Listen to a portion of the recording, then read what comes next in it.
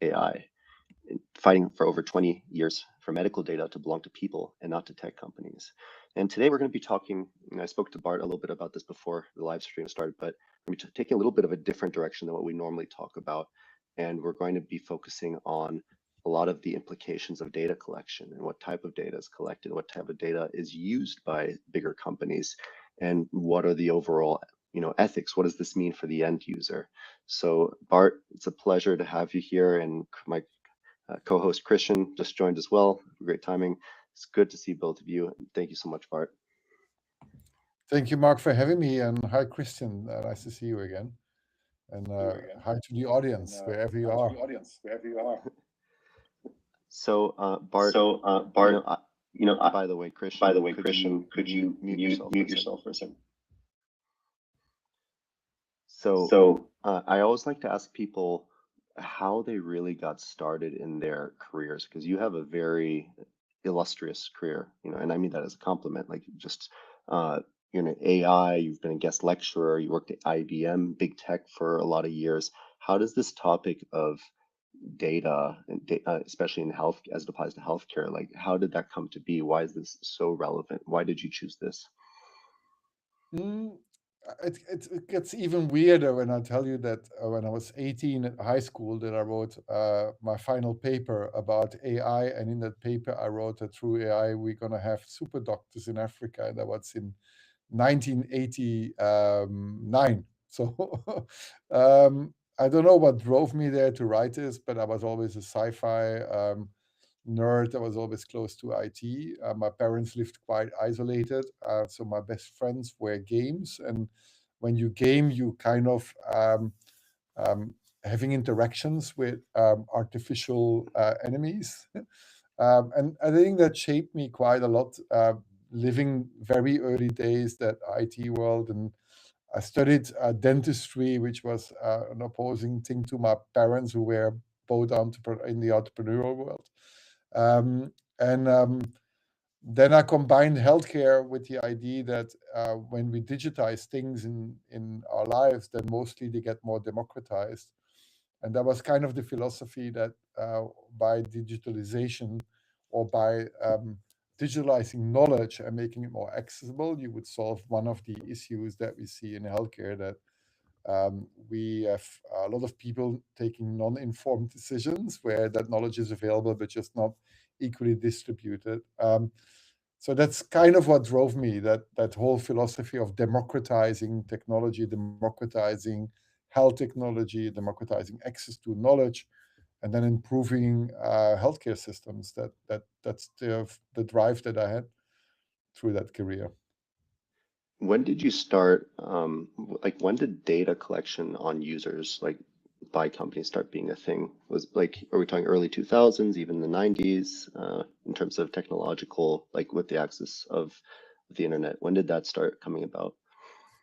Well, data collection has always been a thing. Like our banks collect a lot of data when we have a loan. So Hmm. and that was always a part. But I think where things started to change is because the internet gave everybody then access to platforms and tools that Yeah. where business models started to become or going in the direction where you became the product, as we know, the famous quote that if you don't pay, then you are the product.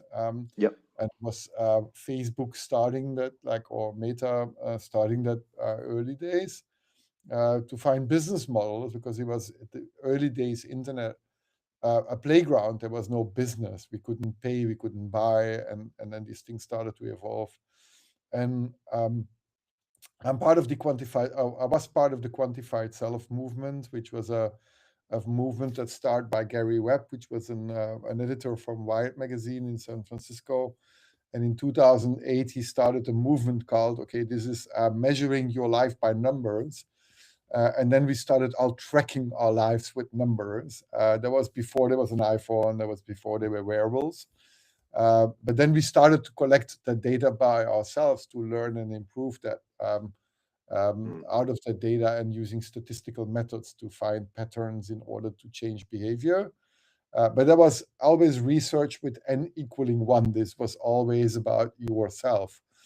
And then these tools started to come on the market, like the smartphones, the wearables, and I've always been opposing a lot of these things because they are truly invasive. And then I always question then if these companies had an exit or I remember when I was early days, I was tracking my sleep. I was at IBM managing 26 teams in 26 countries. So my life was spending every second day in a different country and then traveling a lot and spending most of my nights in hotel rooms where you enter the hotel room late in the evening and have to get up very early for your first breakfast meeting.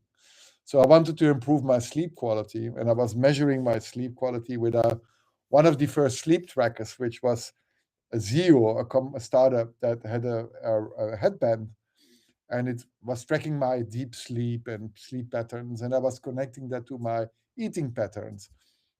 But then that company went bankrupt, Mm. Zio, and that's the moment I started to read the terms and conditions. You should do Uh-oh. that before you start tracking.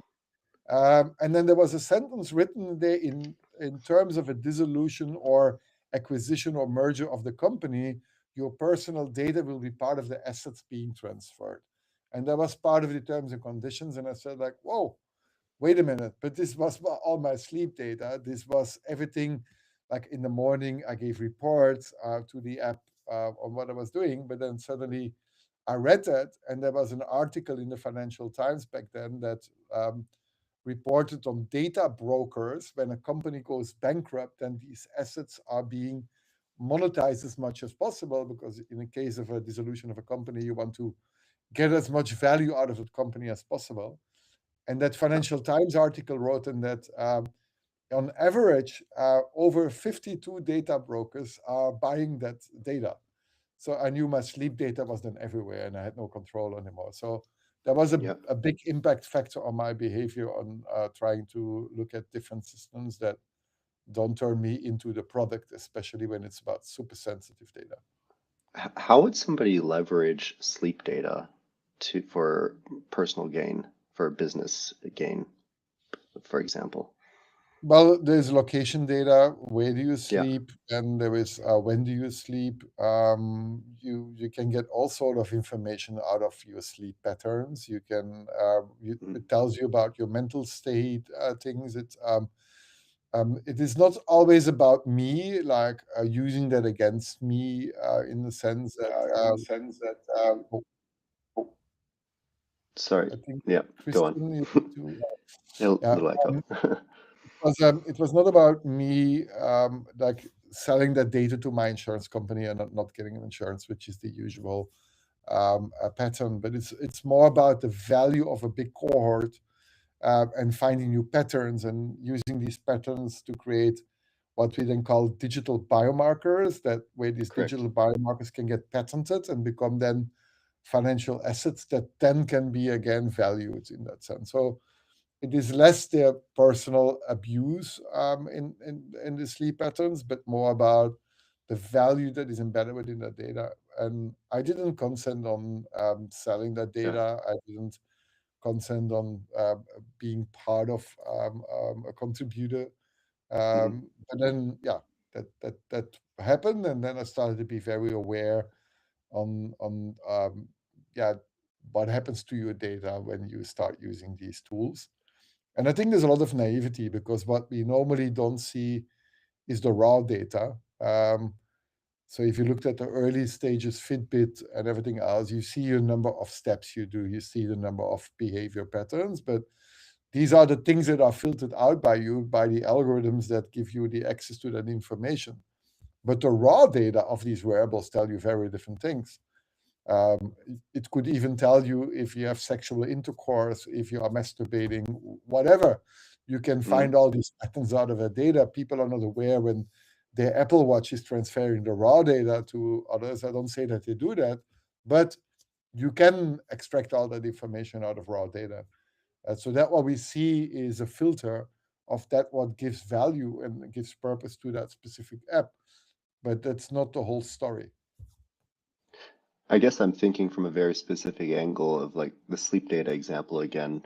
If that could be used and very just thinking from a marketing sense, like if a company like Amazon were to know what time you were going to bed, would they be able to like send you notifications for like, I don't know, melatonin at 9 p.m. because they know that Bart goes to bed at 9:30 p.m. Is it mostly used in like this way in like a marketing sense? If they know more about you, then they can basically learn more about your behavioral patterns and influence you in some sort of way to uh, convert or make a purchase for something.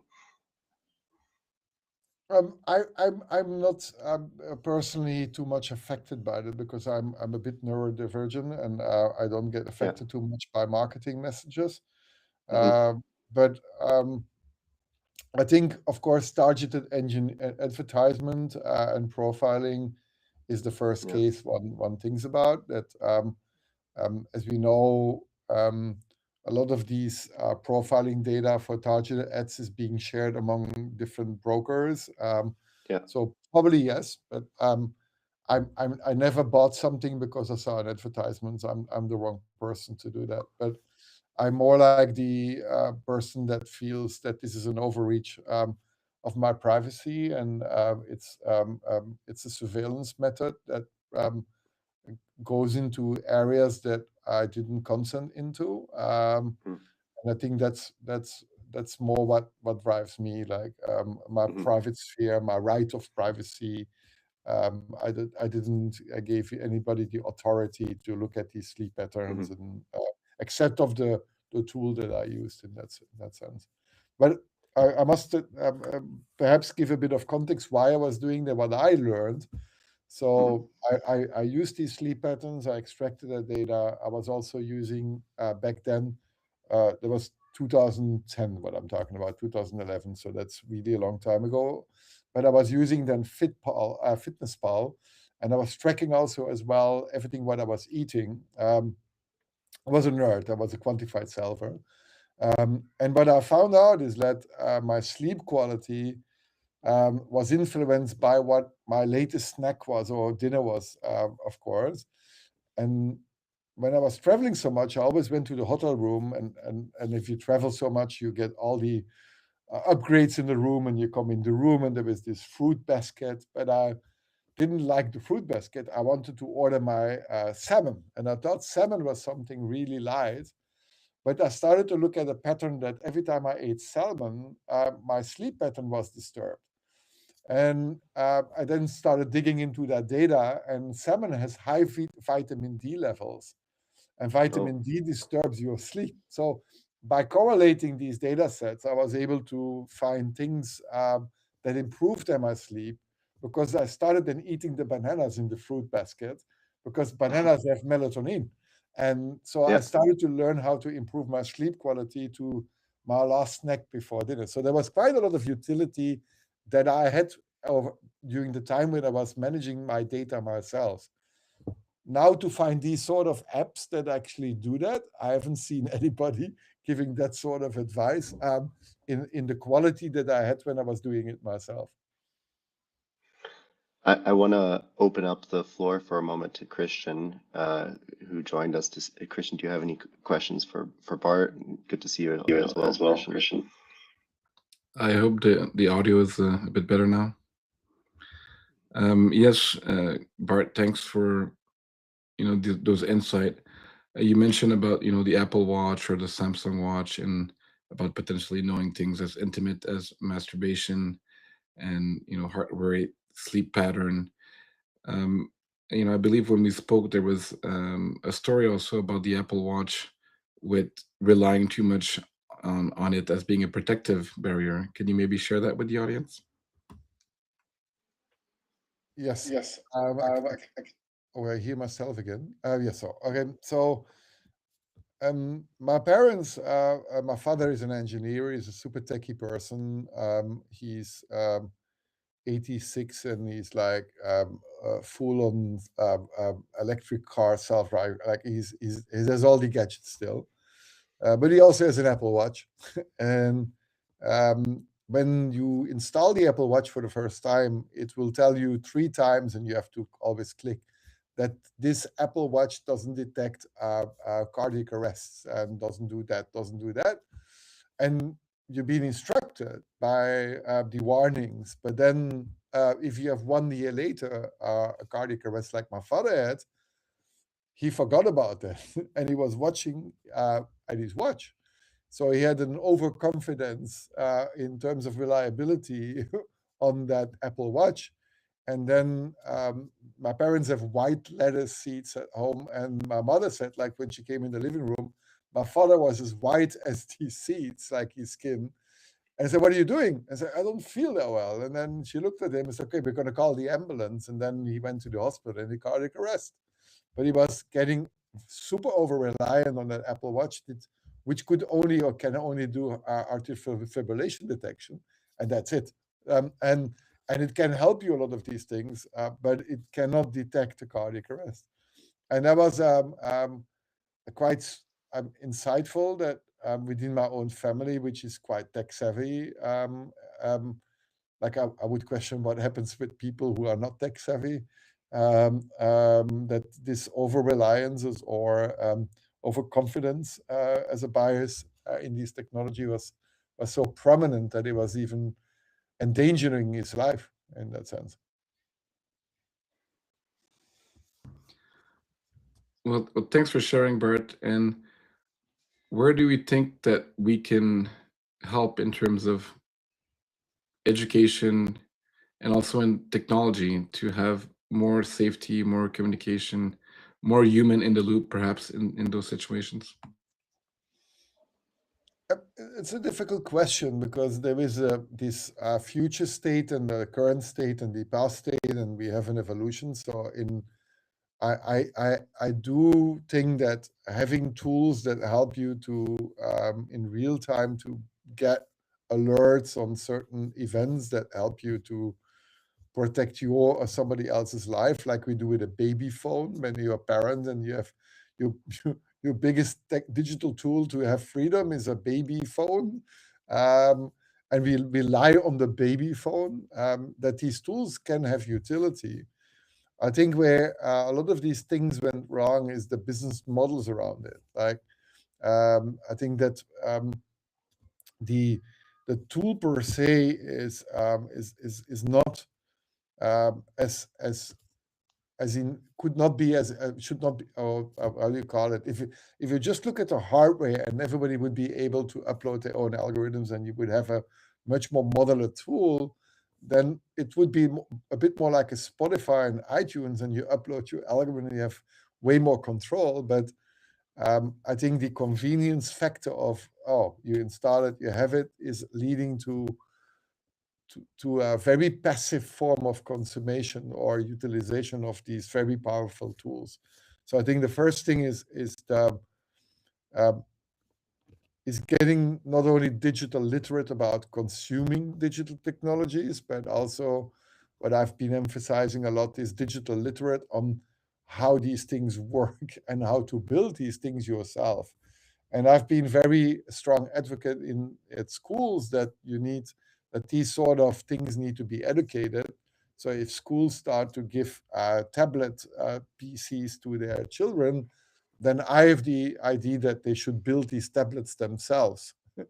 That is not difficult to do, but you can build these things, but at least you get an understanding about the internals about these tools. That is, of course, my very specific view on these things, and it has also to do with my background, because when I had a car when I was a student, I told you that my parents lived quite isolated. So a car was a sense of freedom, but my father would not allow me to drive the car before I was able to change the oil and the tires and knew exactly how a car works. He said, like, you're not going to drive a car without knowing how this works. And so I was brought up with that philosophy that by using things, you should first be very knowledgeable about using these things. And I think society drifted completely off about being knowledgeable about these tools. So, but in a future state, you could ask yourself, is it all necessary when we're going to have intelligent agents that are helping us to improve our lives in that sense? And then if that is the case, then a lot of questions will come up if that agent is serving your benefits or serving somebody else's benefits. And then again, it comes to business model. So I think next to being literate and having informed consumers or users, I think one of the things is that we need to look at is how do we build business models that are less extractive and in that sense and more from an ethical perspective more ethical and ethical is a big word, but meaning taking out the elements in there that lead to this lead to abuse or lead to these power asymmetries between the companies and the corporates and the user itself. And that's where I went up, but we can go later to that. But I think open source AI and open data and creating a shared layer that is based on commons is where you don't have competition anymore, where you can improve society. So that's a Thanks huge for that. jump. Oh. And we can go, talk about open source and open sites even. A few things from your comments. One is I have a 16-year-old son that's going to start driving soon. So I'll remember that and tell him, before you drive, why don't you pick up that car up and break it down and put it back together, right? And that's a very good example, an iPad. But I think just the general idea of having informed consumers is not what the model is, right? So we want consumers that consume without knowing so much, maybe just the UI, UX, be happy to use it, but knowing what's in the background sometimes reveals things that, what's the motivation behind that? What do we want the user to do? And is it their safety, their well-being? Often not, right? And that's what we're really aligned with you, Bart, in terms of trying to create and use technology. As you said, ethical is a big word. It's sometimes a nonsensical word if you think about the philosophy of what's ethics and right. But in terms of defining ethics as wanting to give more than extract, wanting to be transparent, wanting to provide well-being instead of profit only. And some of those things are really embedded in what we do at All Digital Wellness. And I think that's what we're having this second conversation with you, this time with a live audience, because we really align on those core principles of we can do better. The technology is not bad or good per se, but we can design it and use it in a way that's informed, and that will be helpful for personal and collective well-being. Yes, I agree with that. But at the same time, what I learned is that if we then govern these technologies, then we quickly ended up in Europe in a system where there's an overreach on abuse of power on the governance level, on the public, and it's like we are now even talking about, okay, it's a good concept to reduce time to social media. So there's this thing that under the age of 16, they want to forbid social media access in Europe. You could also discuss that we would perhaps think about social media without algorithms, because it would still then allow some sort of form of utility, I think, instead of just forbidding it. But now looking at that, forbidding it and thinking that this is a good thing to do, the way how it's now being implemented is that we're going to do age certifications for everyone downloading these things. So there was now somebody, a commissioner, the last week told we need them to go even as far as trying to protect or control the technologies that would allow young people to circumvent age detection, meaning that they also want to have ID when you're using a VPN service. If you do that, then you go way beyond protecting children, because then you kill as a sort of privacy. You go even beyond that what China is doing, and we're talking about Europe. So what I learned is that all these discussions about ethics and then doing good at the same time as corporates are abusing that, a lot of people within government controls will try to abuse that power. So I became a very strong believer in people-driven or community-driven principles that are not per se driven by a hunger of political control, because at the end, having that control leads to political control, staying into power, although you call yourself a democracy. But for me, forbidding VPN clients is in Europe, where we have been discussing since 2 decades, digital privacy is a human right. And then suddenly you start seeing this going into a different way, very difficult to accept. So I became very distrustful on giving the power of controlling ethics and these things into national or pan-national European level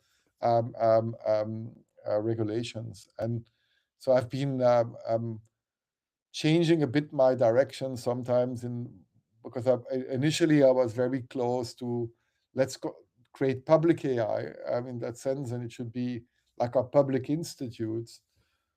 But then I started realizing that if you give that power to them, that they will also start using these technologies for their personal or self-interest. It is unfortunate, yet it is the case in almost every country, any organization. There is unfortunately this phrase, absolute power corrupts absolutely. We can go into specific politics, but I would say if you guys want to talk about Europe, that would be interesting. I would just say in general, that's the same thing that happened with crypto, where not just cryptocurrency, but the idea of blockchain is a decentralized platform, and then DeFi, and it was to look at governments and banks printing money, and the central banks can print infinite amount of money and combat inflation and change the currency, and they don't have anything to be accounted against, right? So the pure idea, and most people don't understand. I've been working in blockchain for many years, did conferences, and blockchain is just a tool, again, like everything, and it can work for money, but it can work for transparency in medical and tech and legal, because it has a transparent ledger. You cannot alter it. If it's done, there's a trace. And the idea now is that there is a pushback from many government for many years that cryptocurrency is not legal, or if so, it should be taxed. And then there is the government controlled currency, money that is now being built. Same of what you were talking about in terms of, okay, we're going to do the good for the people, but that's the narrative. So what are people actually doing it? Is it at the community level, the company level, the global company levels, the individual? And is any of those stakeholders aware of the actual technology? People talk about cryptocurrency, they don't know much about it. People talk about decentralized, people talk about it, open science. What are those concepts? And can you help the audience that wants to know more about this, what those concepts entail? And maybe Mark, you can chime in on what you feel that the VPN in Europe might be affecting, since you're in Germany currently. I go first, or okay. Yeah. So I'm not into DeFi, decentralized finance, but I'm in decentralized AI in that sense. So it's very close. So a lot of technologies initially start with a centralized model. Look at computers. You had mainframe computers, then you had 3-tier architecture with servers and clients, and then you had personal computers and mobile computers, and now we have wearables in that sense. So technology always decentralizes in the capacity. And that means that a lot of the things that we used to do in a centralized mode where nothing else was possible starts there, but then gradually moves outside of that center. That's what we always did. Now, if you look at AI, we are at the mainframe age of AI. Right? We are needing big data centers the size of Manhattan, at least. That's what they let us believe. But if I tell people and I demonstrate that I can run LLMs on my phone and they give me also answers, not in the depth and width of these large models that are general purpose, but are specialized, I can run them in a very good way locally. And I give an example. I was in Spain during the blackout with my family, and I had a prototype of our AI assistant that we're building for doctors. It's completely decentralized. And then the power went out, and then we, like in Spain, everybody's relaxed. Oh, we're gonna drink another beer. We're sitting at the beach, and we could still pay because the mobile payment still was working. The reception was still working. So what the hell? But then 2 hours later, there was no mobile reception anymore. So there was no internet, there was no phone call. You could not call the police, you could not call the ambulance or whatever. And 5 hours later, my son starts drawing up. And then he's like, oh, I'm going to call the, oh, no, I cannot call. I can, where Google, there was no doctor, whatever. But I had a compressed large language model on my phone. It's like, this is interesting. I was using it. Is there a hospital close by? And they gave me the list of the hospitals. Then I wanted to drive away with the car, but there was a carport that was electric. And I said, like, is there, did you, for example, got the training data? Like, was the manual of this electric port part of the training data that was used to train the model? And I gave him the brand and the type, and it gave me the whole instruction on how to open that door. So where everybody was disconnected, I felt empowered because I had decentralized AI. Then I go into the car, and there was no Apple CarPlay, so I could not go on Google Maps and then connect it, whatever. There was nothing. I didn't, like, Google Maps has the possibility to download the map so you don't have less rowing, but I didn't use that. But I could ask, can you write me a text on how to drive there? Like, yes, there were like 20% hallucinated streets in there, but it was enough to find my way. So I felt a bit like the one-eyed king in the land of the blind. And now that showed me extremely the power of decentralized technology, because you didn't need a mainframe AI, big data center. You didn't need to be connected. But the feeling that I had most was freedom. And I think that's what a lot of people forget, that when I started using the internet, very early days in 1996, the first feeling I got was freedom. Like, free to move around, to get information, being not surveilled and everything else. So I became a very strong defender of the freedoms that we have, because every freedom that we have is being fought for. But it dies centimeter by centimeter, they say sometimes. Like, with each law we implement, we have less freedoms because these tools are getting more powerful. And I think that happened with decentralized financing as well, that there was freedom to have transactions. Of course, there is abuse in that area, and there's going to be people abusing these systems because there is less surveillance. That doesn't mean it has utility and value, and there will always be, in any form and technology, there will be abuse. There will be abused in closed centralized systems as much as in decentralized systems. But I think that to explain what is for me decentralization for me means freedom. And I think that's the most beautiful feeling I can have is to be free, to feel human, to feel non-controlled, to feel non-surveilled, to be able to live in a room, in a space where I have my rights and I can live in my community without having to comply the whole time with behavior that is being mandated to me by an algorithm or by something else that defines how I have to behave.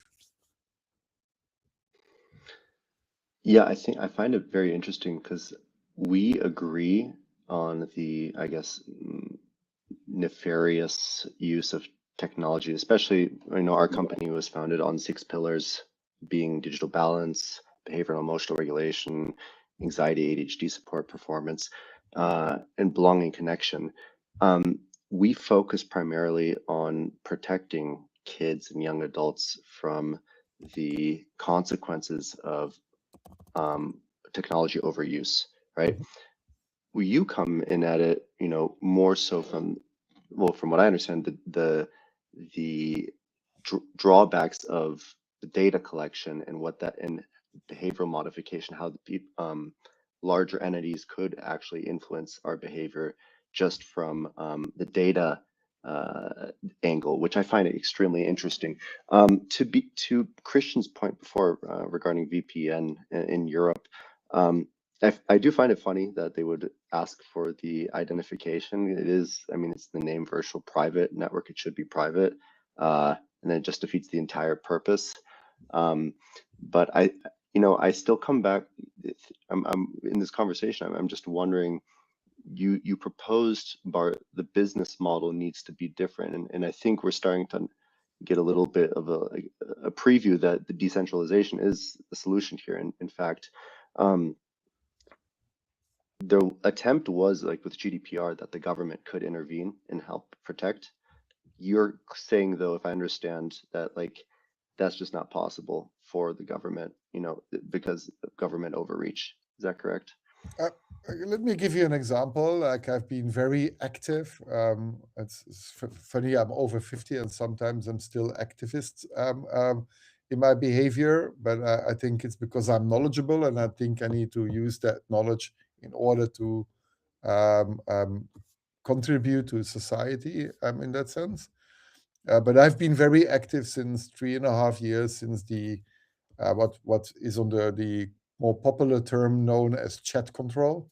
So there was a European initiative by the Commission to use algorithms that scan each WhatsApp message on images for child abuse. At least that's what they said it should do, in order to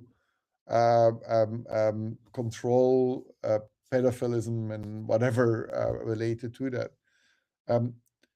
And if you know that technology, like nobody knows that, but it was approved that everybody who is not using the encrypted WhatsApp or encrypted Messenger, it's a setting that you need to set, that each message that you sent was scanned by an AI algorithm, that if there was a detection of naked images of children, that image would then be sent to government instances. That was reality. That was implemented until a few months ago, where it was postponed. But the algorithm has like, I don't know the exact number. I say like between 50 and 70% false positives. That means that my pictures with me sitting in the bathtub with my children that we sent with foam to the grandparents through WhatsApp lands up on a desk of some bureaucrat that looks if this is child abuse because it was a false positive. And it gets even worse. Like if you go and dig into that, who was opposing. So there was many trials that the commission was pushing this through. There was a letter written by or signed by 300 scientists telling this will not reduce child abuse because they will find other ways. This is everybody was telling this is complete nonsense. Then they even went to because it was called chat control 0.1 was called the voluntary control of these things. So, but Meta as a company complied with it. So it was voluntary for Meta. They were not mandated, but they did. Except if you put it on encryption, then it would not do that. But then came Chat Control 2.0. And 2.0 was kind of trying to enforce Signal, Threema, every single Proton Mail, every single communication tool to implement a backdoor for that algorithm to scan edge messages on child abuse materials. That if once you open that door, you kill any form of encryption and privacy. Now, it gets even worse.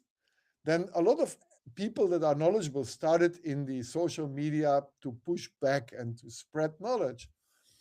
The European Commission then started a campaign on back then Twitter, where their campaigns with advertisement for supporting that law under child abuse, but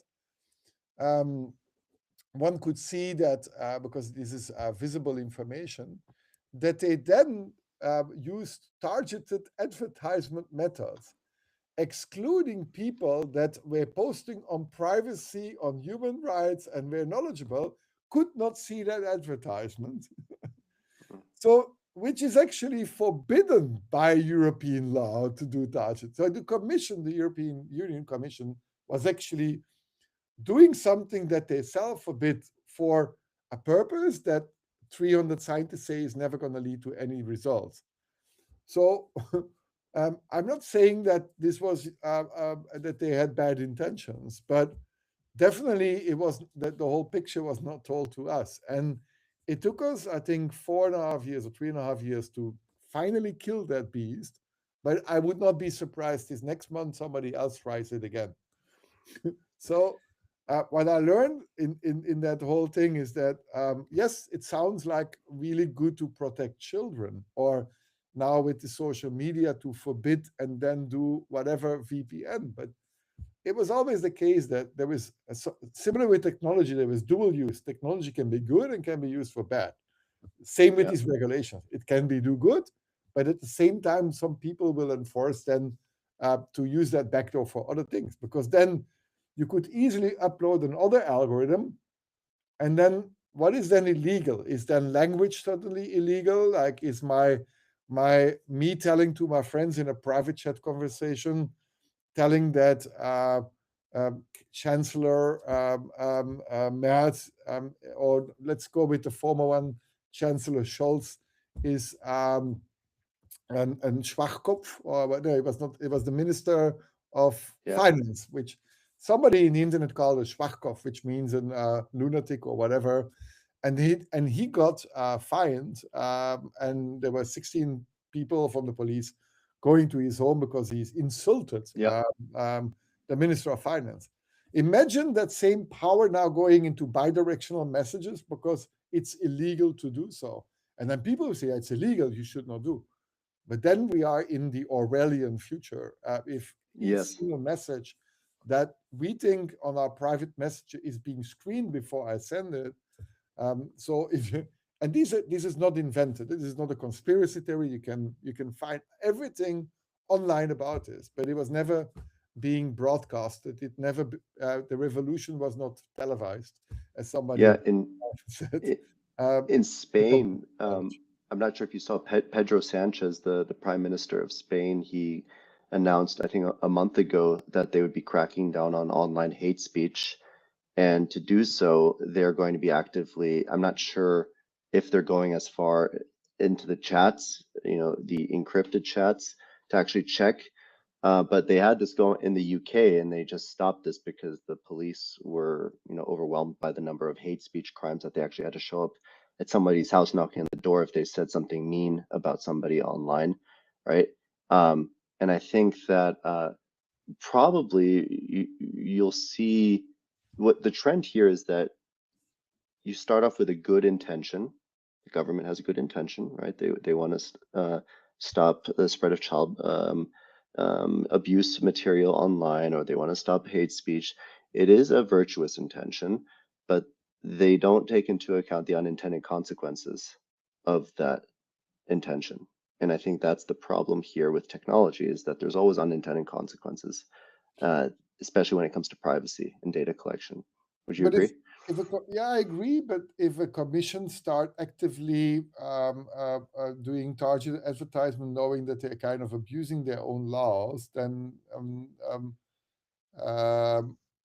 if you don't live by your own values,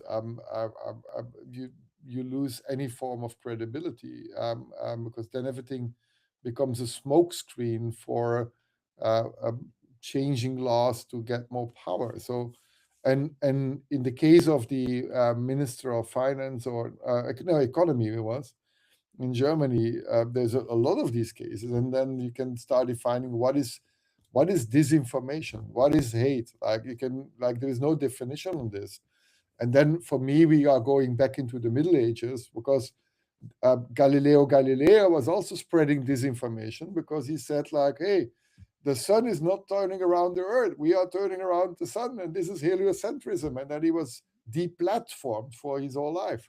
And you Yeah. can even go further. Giordano Bruno, who was an Italian philosopher, but also an astronomist, who said these stars in the sky are solar systems. Well, the Catholic Church didn't allow us to say that, and he was burned alive upside down. And I see similar behavior today when people are expressing themselves with new ideas, even during COVID, when people had different theories. They were burned alive in a digital sphere, and they were deplatformed, just like Galileo Galilei. So we didn't kind of learn as society, because I understand governments always want that sort of power, but what I don't understand is that as a society, with all these tools that we have, we don't oppose these sort of intrusive, um, um, um, what I said before, freedom dies centimeter by centimeter, that this Hmm. is absolute abuse. And I live in East Berlin, and I go with many people who come here to go and visit the Stasi Museum or a prison that was from Stasi. And if you then read all of that, it's like, well, I don't know how, but how do we still have these sort of debates? How do we still allow us to give governments that sort of abusive power? Similar to corporates having that abusive power, but I think it's just like, as you said, like if you centralize the power, it will become abused because it's super centralized. That's why decentralization is an extremely important element in all these technology deployments. Hmm. Thanks for your insight. And I tend to agree that we cannot assume that government or company have your best interest in mind. That is the story that everyone that wants to do anything nefarious will tell you. So kind of that's, oh, if someone says it's for your own good, be wary of that. But also, what are kind of the solutions that we can provide, and what would be, for instance, how could we hold companies, organizations, governments more accountable, and what would be real signs of progress? And maybe you can talk about the concept of tech feudalism, or how data is becoming used against us, or could be used for us. What's the data world from government, organization, community, and personal perspective, Bart? Let me share a story that or I had many conversations with Audrey Tang. She was the former digital minister of Taiwan. And she came in that position through the student revolution that occupied the parliament. And then there was quite a lot of change. But Audrey has a very interesting core philosophy and principles that she applied to the digital policies. She was from a background, she's a hacker. And hackers and coders are very have a culture of collaborative sharing and um, um, um, a sort of hippie culture, because the original or Silicon Valley culture before 2010, before Facebook became the platform that everybody, there was a very strong, like, improving the world. That was kind of the philosophy of Silicon Valley. It was actually a lot of crazy people building things to improve the world. So she comes from that space, from that hacker culture. And um, Taiwan has a problem that China is continuously trying to disturb trust towards their own government by doing a lot of sending disinformation. And in order to fight that disinformation, they didn't start censoring the internet. They didn't start like opposing that, because like there is no way that you're gonna gain more trust in that sense. The main principle that she chose was to become the most trustful organization. So whatever happens, that by your actions, people are going to trust in your institutions, in your democracy, in your government, no matter what happens. So So one of the principles that she then implemented was radical transparency. They do things like participatory budgeting, like where do we spend money on what as a government? People allowing to be commenting on this.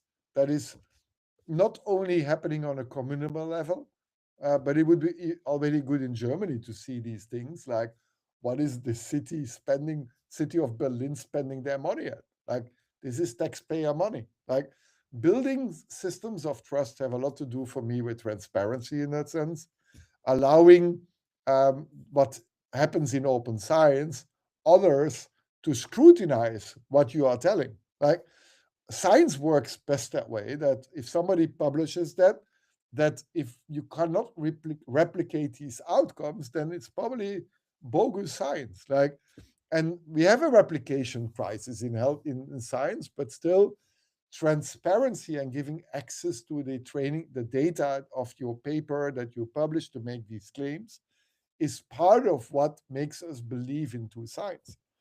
So why should we not do this with governments? Why should governments be hiding behind these screens and not allowing us to look at data and creating transparency? If I can chime in, thanks for those comments. Talking about science, our digital wellness team just submitted this week on Frontiers Journal to get peer reviewed and to show transparency how we're using our AI with open source database. And thank you, Aisha. Aisha Answer is our first author. We have also Sujata Singha and myself. We're 3 authors for that paper. And we think that things should be more transparent, like science. There is still potentially some privilege and some potential corruption even in the science and academic world. There is some power plays. There are some desk rejected papers. There is papers that get funded for different things. Okay, but the process in general is, show us the data, validate, show it for free. And that's the process that we love at all. Everything that we do is evidence-based. So, in the science side, I think that's very solid, even though we still have to check that science can be and have been corrupted in the past.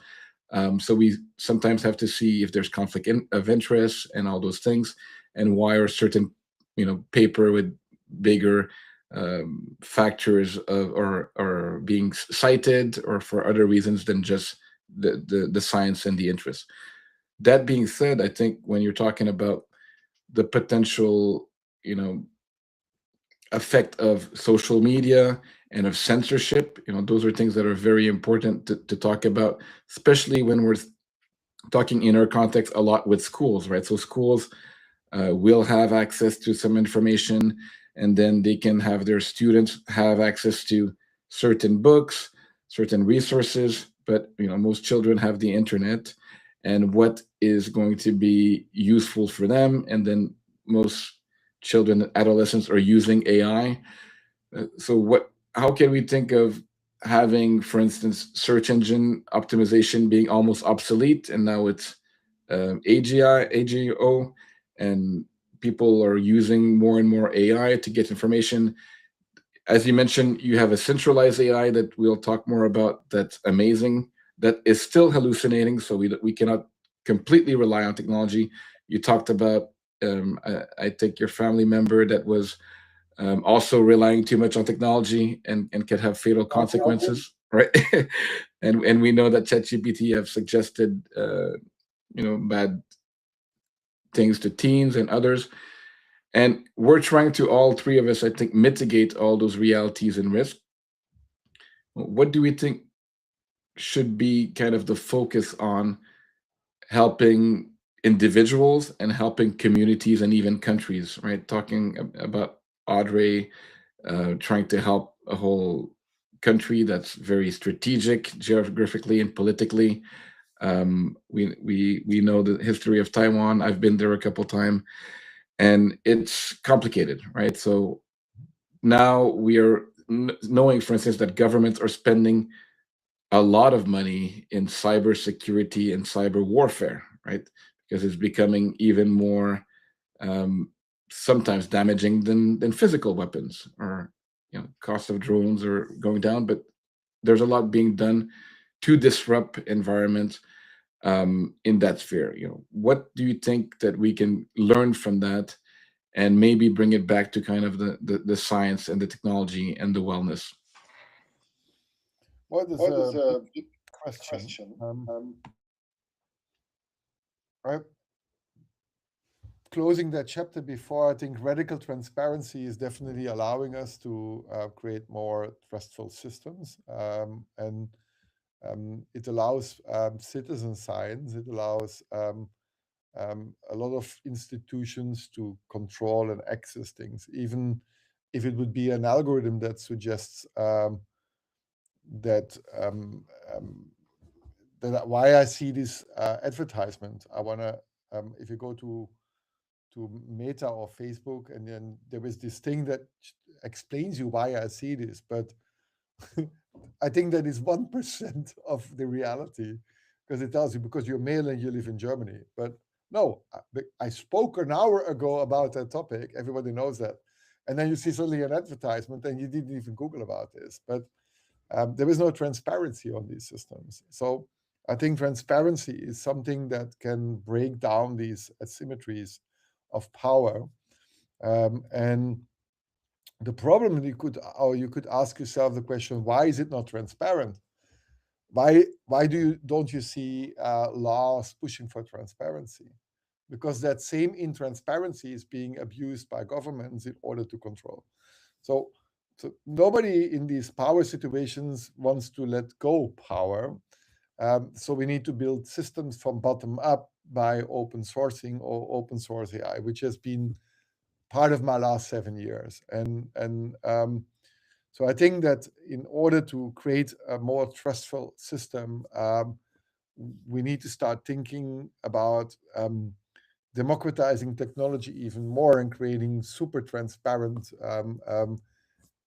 agentic networks, like AI agents being communicated with each other, but like in a full transparency. And that is a very difficult battle, because then you will hear then, yeah, if it's transparent, it's going to be a cybersecurity risk, which is absolute nonsense, because transparency doesn't lead to more abuse of technology in the country, because the many eyes principles will find backdoors, will find loopholes, will find bugs, will find errors way faster than any closed system. And I can give you an example for that. There was an encryption technology that was developed in Holland 25 years ago that encrypted all communication with the ambulances, the police, and everything what needed to be encrypted. It was called Tetra as an encryption model.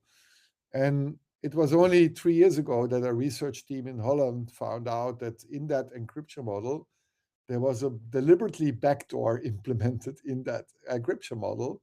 So somebody or one institution could listen to all communication of military, police, and ambulances, and it was for 20 years undiscovered. If that would have been open source, it would have taken 2 days or 3 days for everybody to find out that this was not safe to use. So safety means, or transparency means, more safer systems. Transparency means as well democratization, because things are then not IP protected or trade secrets or whatever kind of form that would hide that power from the public. And that means that in order to get there, you need a society that is knowledgeable about these things, so they can start contributing in whatever form they want to contribute, as more a grassrooted environment and movement.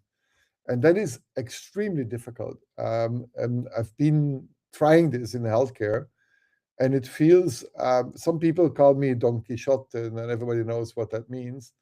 But it felt like fighting for democracy in a Game of Thrones. And every Game of Thrones, and then thinking about implementing a democracy in these feudal systems is very difficult. So I found a lot of analogies that what we are fighting for is similar to analog worlds, where there is a feudal lord that has territory, and then the peasants that are happy to live there. And then there was back then the Catholic Church who was defining ethics. That in that same way, you have big platforms, we are happy to be there, but then there is the government, which is the Catholic Church, that tells that, oh, he is unethical behavior needs to be deplatformed. So you have an ethical institution with morals that is defined by law now these days because of hate speech or whatever you define in that. And then there are the platform owners that have that power to deplatform somebody. And it's similar to the Middle Ages, where I brought the Galileo example back then. But that's the world we're living in, the digital sphere. So I think we need to just repeat that what we did in the analog world, is to fight for democracy in the digital sphere. And for me, that democracy is about creating commons, creating open source, creating participatory systems that are driven by communities. A few words in terms of, we have frameworks, we have the 6 pillars. We also embed, the happiness frameworks that I created with my books. One of them is the 14 C's, and you talked about contribution. What's your contribution? And community, right? Community are 2 of the 14 C's. The 14 catalysts of change, right? Catalyst is for change. And first of all, thank you, Bart, for doing this. Maybe you're Don Quixote for some, but we need some, and we need people that with wisdom and that are doing things for the right reason and understand some of the narrative and subterfuge that some people might be stuck in. In terms of radical transparency, again, I think that's one of the main solutions. How to implement is very difficult because, as you said, no one really wants to be transparent.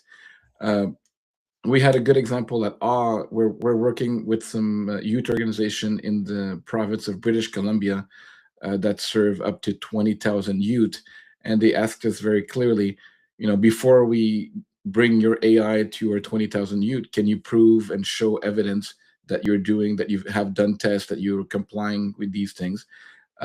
And we took a couple of weeks with exactly the questions that they asked and gave them a report and showed example of how our AI Lumi had 97% safety records, and ChatGPT had 55, Gemini had 45, and Claude had 55. So we did some tests, we showed them, and we were transparent about, hey, before we're using this to the population that you serve, your community, can we not only reassure you with words, can we show you, right? And that's what we're not seeing a lot. So thank you for doing that. We're trying to do the same thing at AW. And in terms of government, I wrote a chapter in a book that was never published, a collaborative book years ago that was talking about corruption. And then I met a researcher in Quebec that had a grant of 3 million to figure out why Canada and Quebec were only ranked in the top 5, sometimes top 10 in terms of transparency in the world. And the most transparent countries, as you may know, are in Scandinavia. So Denmark, Sweden, and Finland, which is not technically part of Scandinavia, but is near. So one of the things that those 3 countries, Denmark, Finland, and Sweden, were doing when the researcher that spent this grant was showing his results, number one thing is radical transparency, right? So that's how government should act. That's how people in office should have. So in I forget which of these countries, you can see the line item of if the prime minister bought a Coke, a beer, or a steak at what restaurant from the taxpayers' money, because that's transparent, right? You can figure out many things, and that might also be in some of the Western countries. Well, is that too much? Can we have a little bit of privacy? But if you're in office, you're serving the people. So is that the case? And are you accountable for that? Are you taking that job to show that you're actually spending every money in the interest of the people, right? So I think we have the technology now to be more transparent. Are we doing it, and how can we do it better? Yeah, and there's the dichotomy between, or the privacy versus transparency, but it doesn't mean that if you're transparent, you have to give up privacy. But if you're a public servant and you're working for a government and you're building up governance structures, then definitely privacy is something that is needed. And there was this crazy oxymoron when it comes about during the COVID period, when we had a global pandemic part where we can learn a lot with so much data for behavioral scientists to find out. But one of the things that, like, we were working on open source 3D printed medical devices. And we had, like, in a very short time, a group, I think it took 5 days, of 80,000 hackers coming together on a platform, building all sort of things for medical equipment, for like from the face shield mask to others. But so we were all contributing. And one of the things that I learned during this period is that from game theory, when you have a shared enemy, then people start uniting. And the shared enemy that we had was the virus that took our freedom. It was actually the government that took our freedom, but it was the virus that took our freedom. And then we started to unite. Like, German history is about the same. Like, the Prussians went to the Bavarians and went to the Swabians to fight against the joint enemy of France, and that united Germany, and that was the birth of Germany. So in game theory, having a shared enemy leads then to collaboration.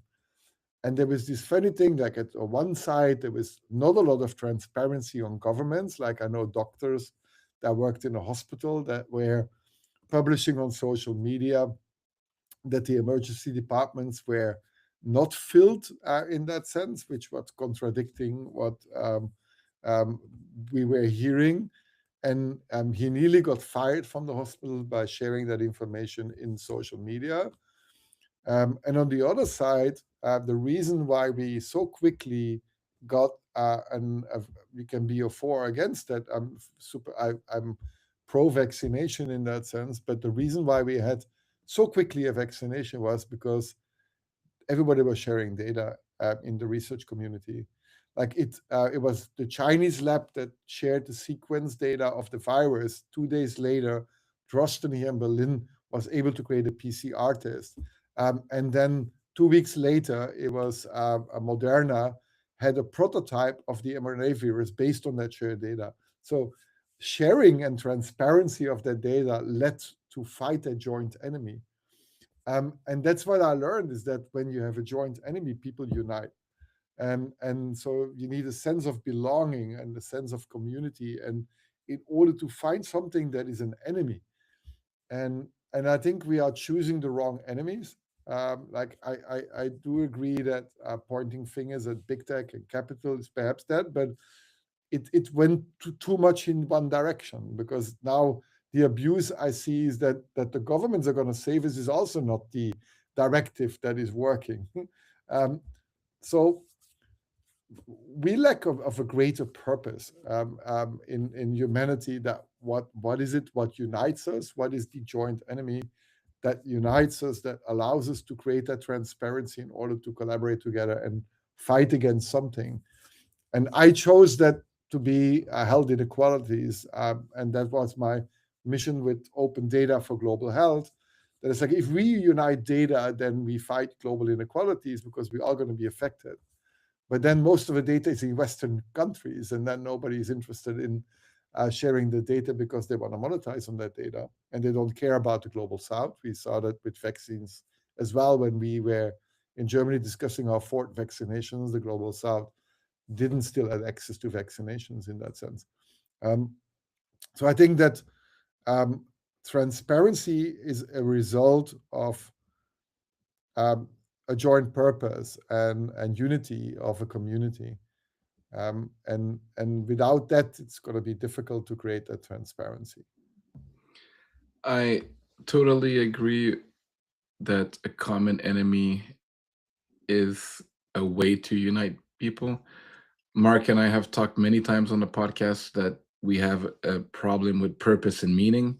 That is something that we integrate in our certification, in what we're trying to teach. That, you know, the belonging is not being on your screen and liking or disliking or scrolling or having limited time outside or real connections, right? The meaning comes with human and community, as we talked before.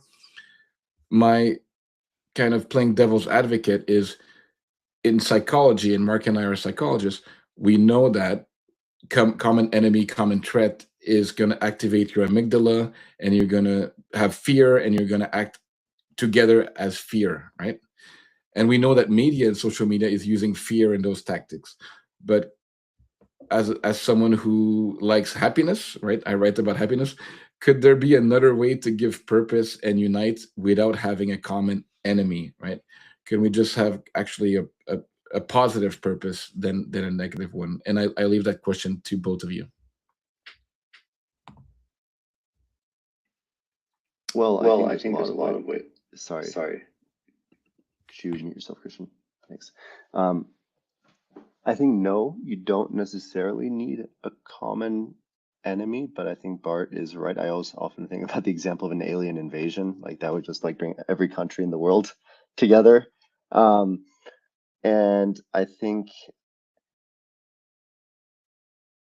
no, but that probably would entail some form of radical transparency in order to not need to have a common enemy, because then you would have no consolidation of power in one single area. What about you, Bart? What do you think? Yeah, I also used the Death Star as the final element that would unite China, Russia, and Europe and the US to finally join forces. I do, on the happiness side, I'm actually a very, used to be from nature, very positively driven person. That is very, I'm an optimist in that sense. I do think that optimism alone doesn't unite people as much as fear, unfortunately. I tried that, but I can share some experience on things that are truly impactful to everybody who is part of that community. So we gather every year in a tech gathering. That's not only tech. Like we have 200 people that are curated. We meet for 3 days at some place in the world, and there's a crazy bunch of people that are curated. It's like there was then suddenly the CEO of Gucci America. It's like, what is he doing here? With suddenly an artist from Hong Kong, and then and one of the things that happens in these 3-day gatherings is we have 2 nights where we completely dress like fools. Like last time, I was wearing golden leopard leggings and whatever. But somebody told me that when you dress up like fools and then you're partying, what you do is you kill hierarchy, and when you kill hierarchy, you create community. But when you kill hierarchy, you create intimacy, and through that intimacy, you create exchange. And the exchanges that I have, and it's like people think that we are having a party and we dress like fools, but that's not the point. We dress like fools because we have conversations that are so intimate that I have a WhatsApp group of one of the gatherings of 2019 that every single day still sends me a message of somebody of these 200 people feeling belonging to that community of that gathering that we had in 2019. And that's the most powerful group I ever experienced in communities building, and sense of belonging and positive reinforcement of everybody helping each other. Like it's a group, and I have from each year these WhatsApp groups. But if I'm in a city, I say like, hey, is anybody in New York or whatever, I get instantly invited to somebody's home or whatever. It's an absolute pure trusted community. And that happened in 3 days.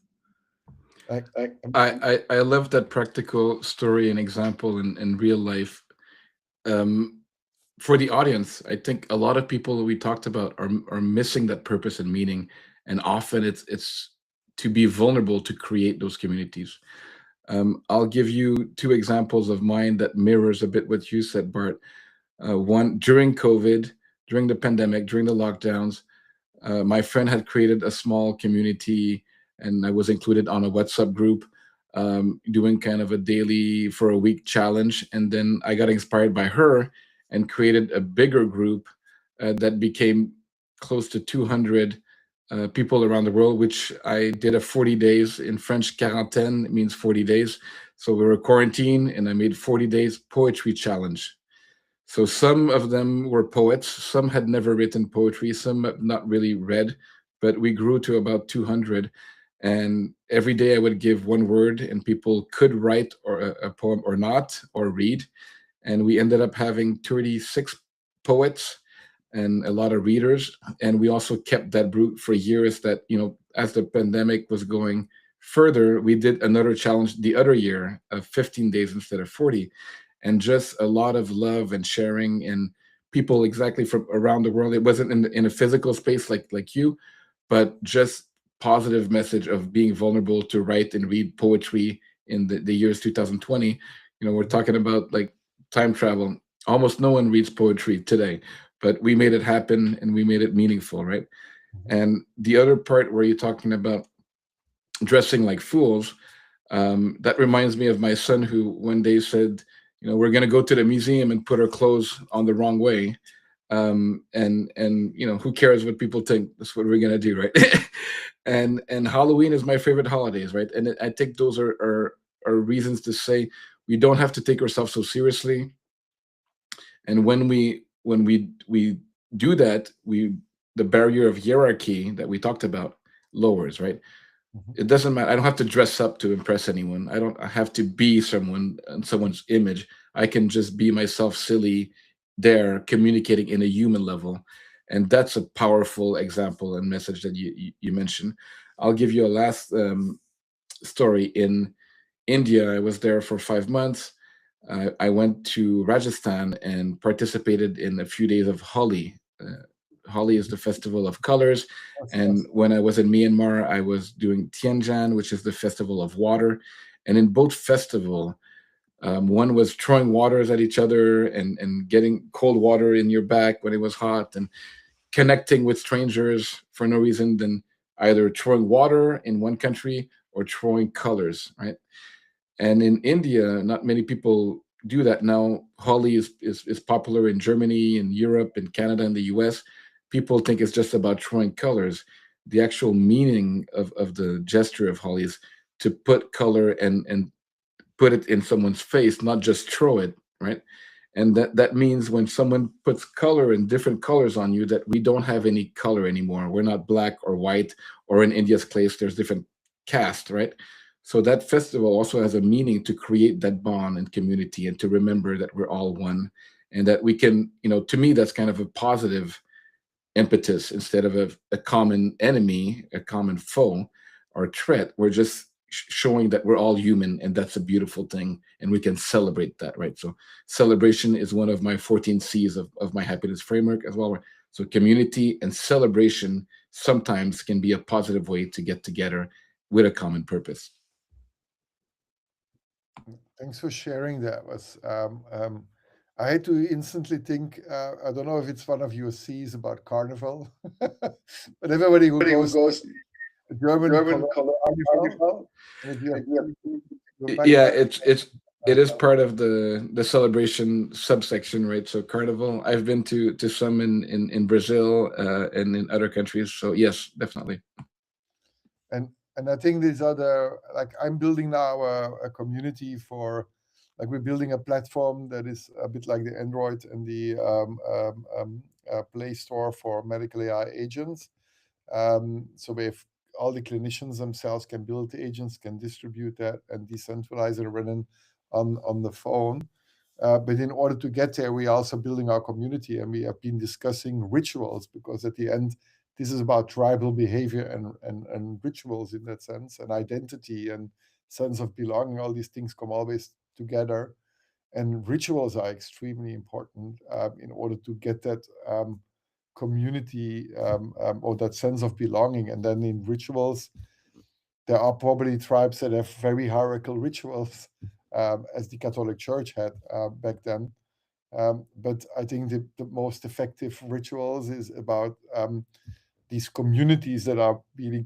I'm a huge fan of grassroots communities, because it's based on transparency and like honesty in that sense. There is nobody coming top down and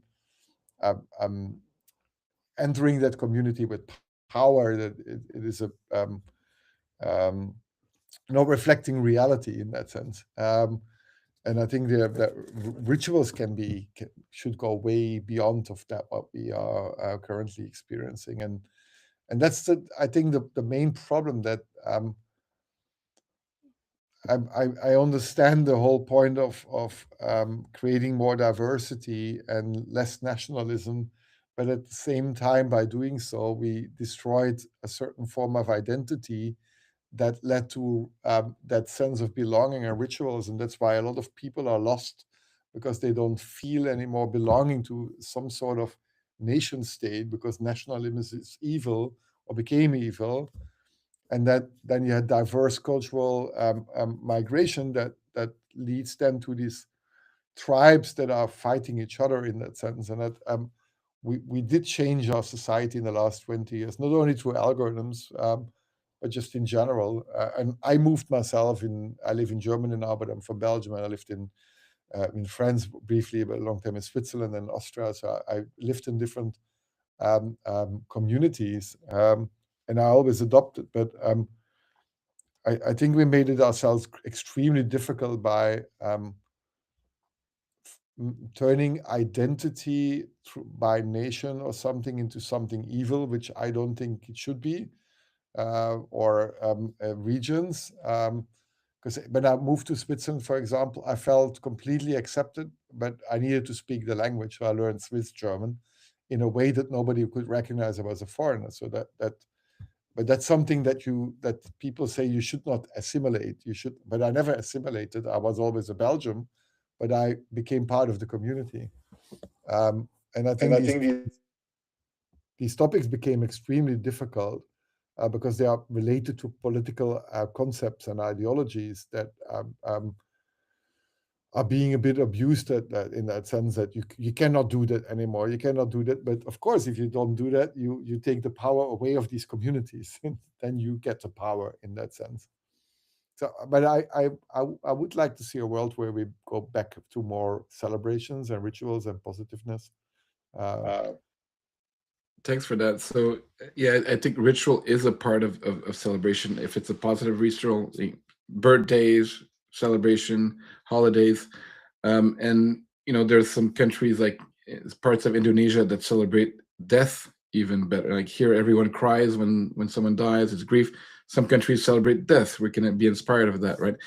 The other thing that we can also, I was interviewed in another podcast a few months ago, and I was interviewed by the authors of Maneuvering Monday, Ivana and AK, very nice people. And in their book, they talk about celebration of mistakes. So in a HR and a company culture, they would have every few weeks a time to celebrate mistakes, right? So we can celebrate failures, we can celebrate mistakes, and that's also a part of being transparent and vulnerable, right? Radical transparency means we're showing when we failed, we're showing when we succeed, we're showing everything. We're not just here to say we're perfect and we're just showing you this shiny object, right? And I really think in terms of nationalism, I don't think it's a political thing. I think it's a philosophical thing, and even maybe in neuroscience and psychological. So I would say that it's, having nationalism is, again, not good or bad, but we have to be wary of what that means. If you're self-identified to a community, then you can be radicalized. You can be told, oh, you're German, so please take this weapon and go kill this other country that they think they're the best country in the world, right? So that's kind of the piece where we have to be conscious. You can be proud of the country. You said you're Belgium. You can be proud of it. I go a bit deeper. I don't call myself Canadian anymore. I say I was born in Canada. I don't know where I'll die, and I enjoy every country. That's maybe a bit extreme to most, but I'm always challenging people that their nationality, their language is affecting them consciously or not. And if they're not aware, and again, awe is awareness, wellness, and enjoyment, then they might be missing out of some of the subtleties that sometimes your psychological own suffering comes from the clash of what you think and you were told, or your culture told you that you should be as an identity, and what you want to thrive as a purpose and maybe they clash because you cannot separate that. That is something that I was told since I'm young: allegiance to the flag in the US, or we are German, or we are Dutch, or we are whatever, right? So since you're or we are this religion, and this, if you carry that with you without the knowledge and awareness, that is just, instead of having your ego, right? People are saying, okay, you're egotistical. Well, I would describe this as group ego, or extension of your ego to your nation, right? So if my nation is better than others, if my religion is better than others, it's just a bigger ego and more people in that same ego, right? So that's my kind of caveat when you're talking about, yes, I do think that there is kind of a, you cannot be nationalist, and but I don't think they're talking about it in the right way or for the right reason. But it's funny that in Germany, where there is a very strong emphasis on not being nationalistic anymore, the German flag is not visible that much anymore, that we are going back into Wehrpflicht, and then discussions about joining the military, and then defending, it's not a nation anymore, but defending freedom and democracy. Um, I know a lot of younger people that have quite some difficulties now with that mandatory, the idea of being mandated to go and fight for your country, or for whatever it is in the definition. And at the same time, like a lot of, like in Germany, a lot of people don't know that, but if you are in between a certain age, I think it's below 40 and above 16, if you leave the country more than 3 months, you need to report that to the government now these days, and ask for approval. Talking about fighting for your country or whatever, being a free person, but you're not a free person anymore. And it's crazy. Like a lot of these generations have been grown up, there was nationalism is evil, evil, evil, but then we end up in a situation that, okay, this is the flag has changed to something else that is defending something, but suddenly you have to fight for your country, and it's the country defining your life on what you're going to do because of some sort of intransparency. Yeah, of course, I do agree that we defend our democratic values, but suddenly we are confronted with a different sort of reality that is way different of the narratives that were brought to us in the last 2 decades. On the other hand, I wouldn't mind seeing some of these influencers get drafted and go into the military. I think a lot of discipline and a lot of being disciplined. I think absolutely. I think we lack a lot of discipline and then being structured and all these things that you learn. I think there was a good part on that sort of. I come from a different generation, so we grew up like that in that sense. And I think having a structure and having to follow and not always, I think and it's not only the influencers. I think there are many other people besides the influencers. Gen Z, all of Gen Z needs to go to the military. Yeah, I think Israel is one of the last countries in the world that they still do have a 3-year mandatory military service when you turn 18. You no matter who you are, you go. But I think that does restore a sense of just national identity. Just because you know you're all in the same boat, you're doing it, even if you don't support like the government. So I think it creates a sense of camaraderie, which I think is really good, in my opinion, for national identity. So I'm a little torn because I'm actually a dual citizen. I'm German American, and they have now the 3-month and the Wehrpflicht over here, and then in the U.S., Trump is talking about introducing in December. So it's like, where do I pledge my allegiance? Both sides want me to go to their side. Bipolar identity. Yeah, exactly. I just need to live off the grid somewhere. Yeah, I just hope that we find unity and community on a global level again, because and then again, coming again to communication and information and transparency, a lot of the European Union communication and information policies that have been implemented the last few years are related, of course, to that situation we have with Russia.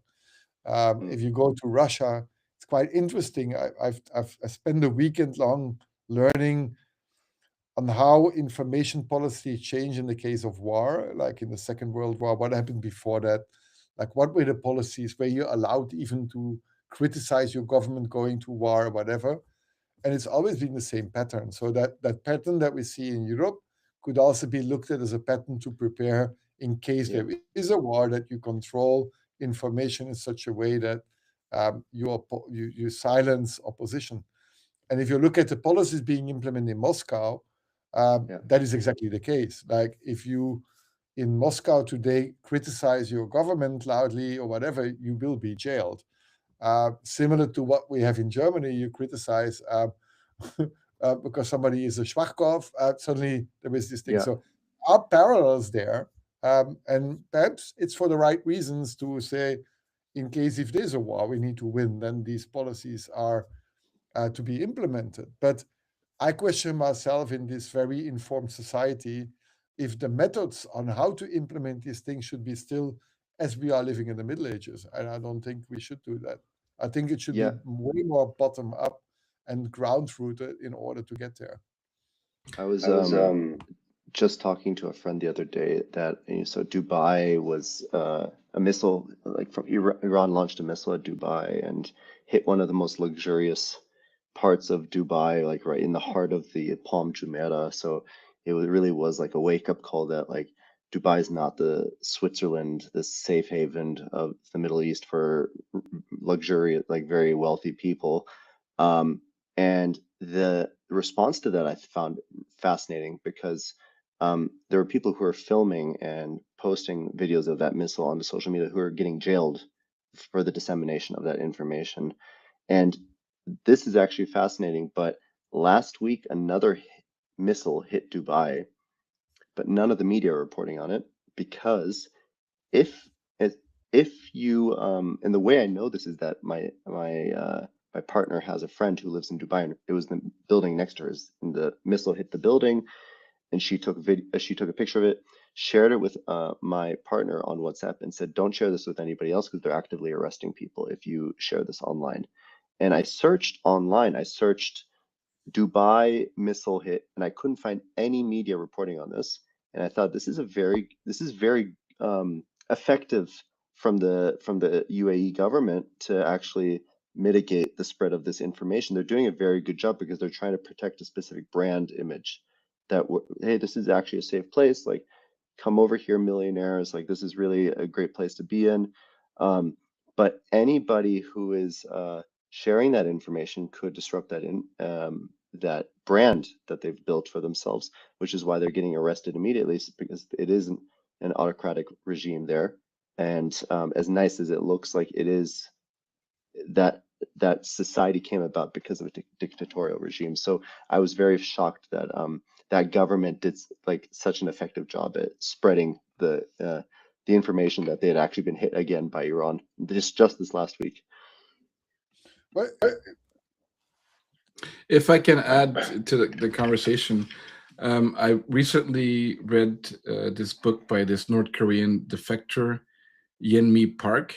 It's her second book. The first one was focused on, how she got out of North Korea and went to China and the US.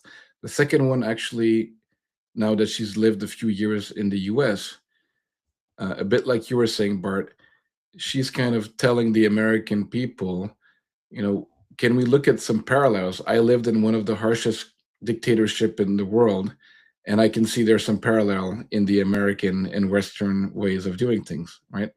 And those are some of the things that we talked about. Is it okay? Well, what is information? How can she had millions of YouTube followers and that got deplatformed because she realized perhaps that some of those tech companies were doing business with China, which she was talking not only bad about North Korea but China, and so all those things, right? So we're talking about human rights and making the world better, but there is a lot of if we talk about psychology, the human psychology, we talked about uniting people against a common enemy. Government dictators, tech companies, pharmaceutical companies, oil companies, and even green companies, whatever companies, have the impetus to make more money. And if they know psychology well, then making more money includes using that fear instead of using that purpose and community and celebration aspect, right? So I'm gonna do action and pay money now if I'm afraid for my family and my children, not if we're gonna have a celebration and do Halloween, right? And now psychology is used in that way instead of hopefully what we're doing at awe is using psychology for your benefit, using our knowledge to say, hey, those are the traps. We've seen it. How can we create a better world, starting with our children and then creeping up to the society where we can have more safety, transparency, and well being and community communication like we're having today, right? So, enjoying this conversation with both of you. Likewise. Yes, likewise, and I do hope we like if we find more unity, and that's the main question. How do you find that from a bottom up approach? Like how do you do that? Like there was one part of my life that I learned. I did a lot of extreme sports back then. I started like with free climbing, but I ended up skydiving and base jumping for a while. But then I ended up kite surfing for 18 years, and and snowboarding and all these individual sports. And everybody thought I was an individualist, and it's like there's no bigger community as these sports. Um, and it's in kite surfing, it's community driven, and in snowboarding, it's community driven. I remember when I was snowboarding back in Switzerland, I was sitting next to Jan Simon, who was the first gold medalist in Nagano, the Olympic Games in Japan.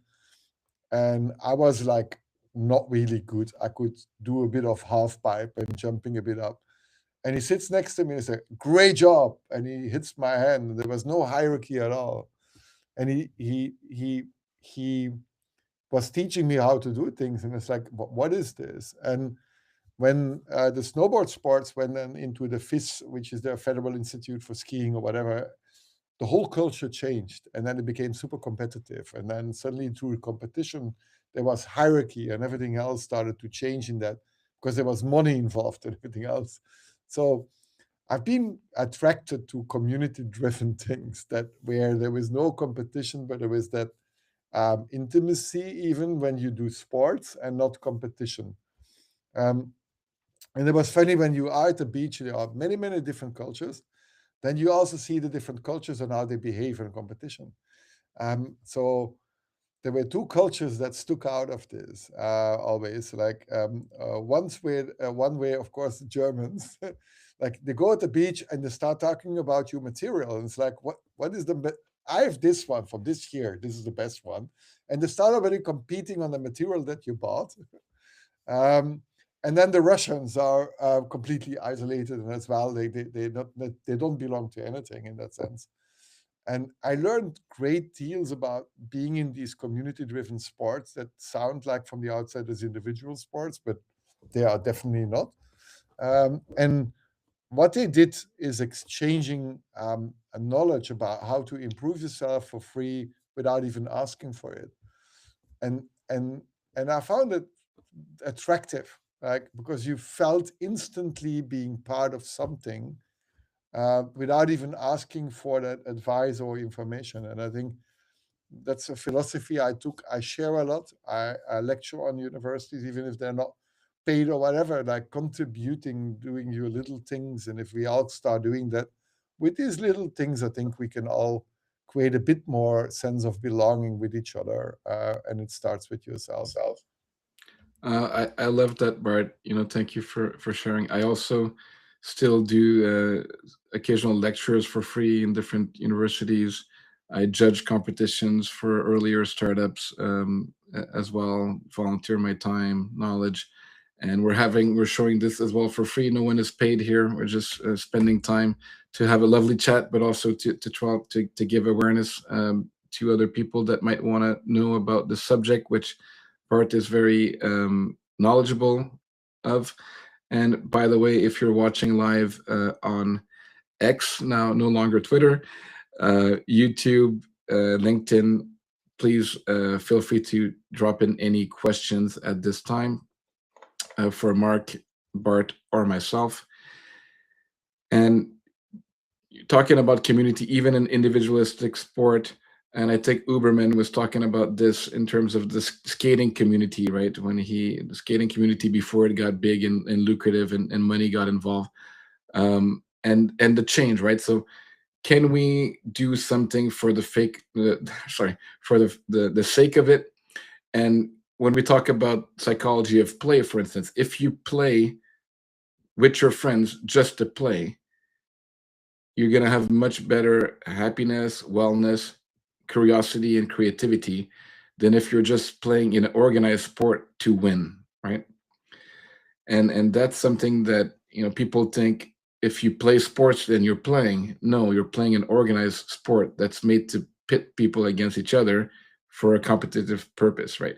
And if you're playing but in a more unstructured or fun, or like you mentioned, community driven um aspect, Bart, that's great. I think that there's many different sports or non-sport. It could be a chess club, it can be other communities, it could be arts, painting, all that, horseback riding.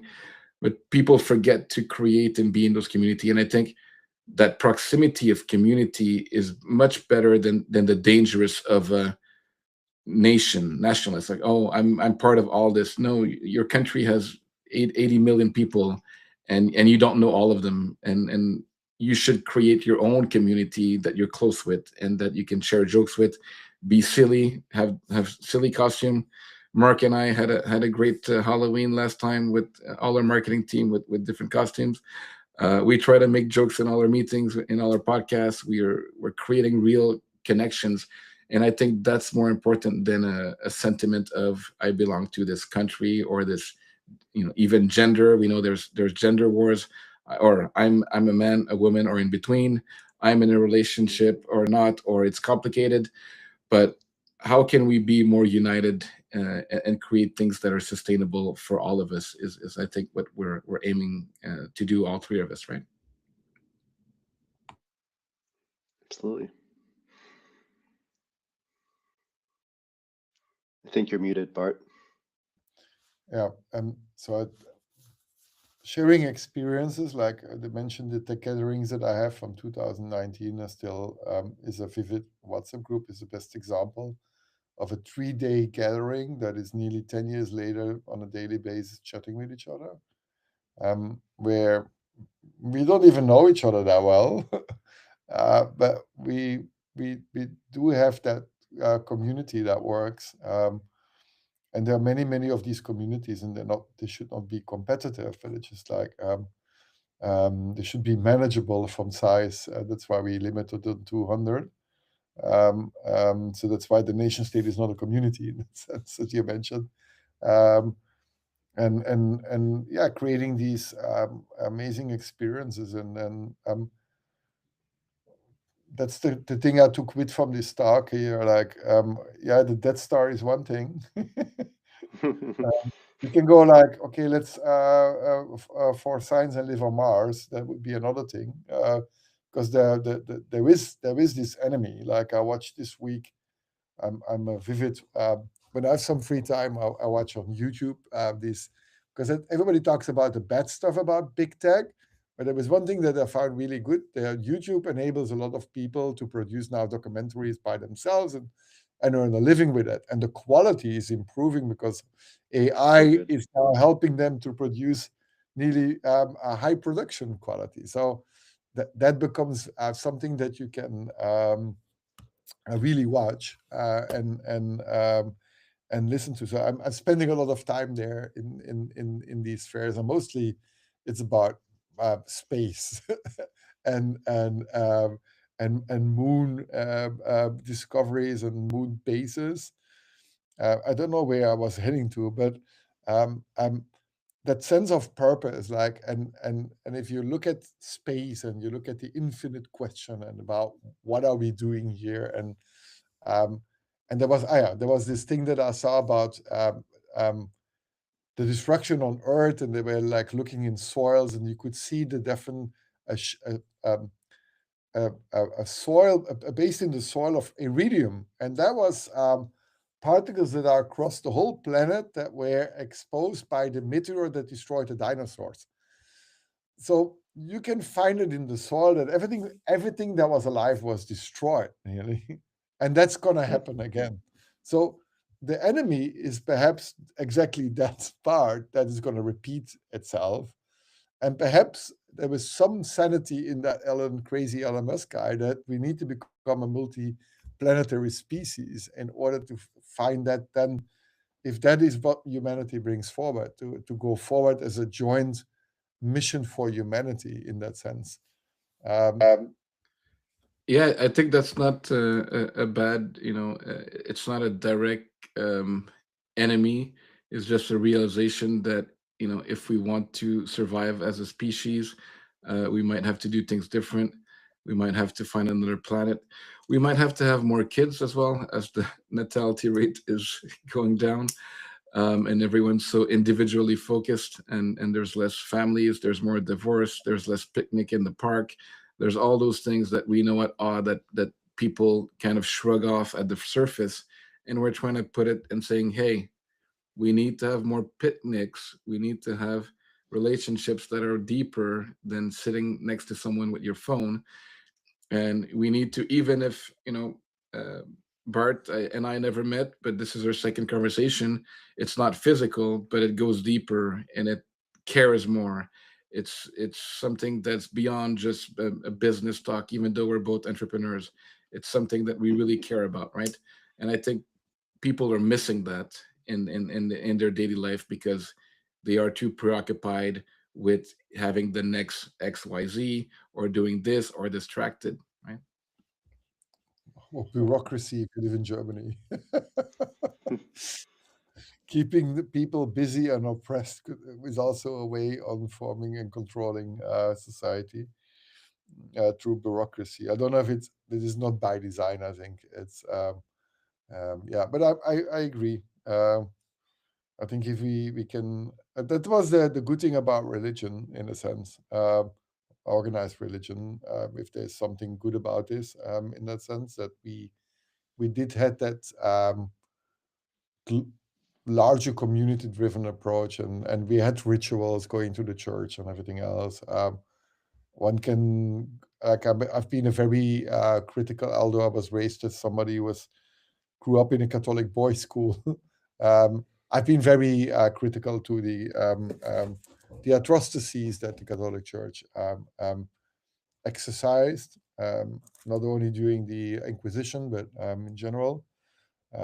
But it did give a sense of community, and I think a lot of some things of these things were actually good because people felt to belong to that same community. With the rituals, the identity was not nation state based or something else. It was value driven based in that sense.